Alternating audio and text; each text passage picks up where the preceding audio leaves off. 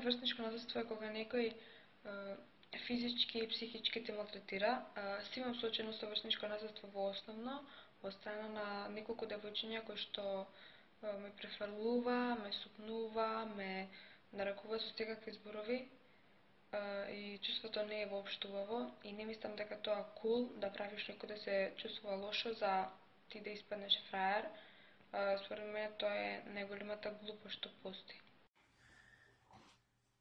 За мене, врсничкото насилство, односно булинг, е кога поединец или група малтретираат физички или вербално друг поединец, бидејќи не се согласува со нивните ставови или мислења, или нема исти сваќања како првите.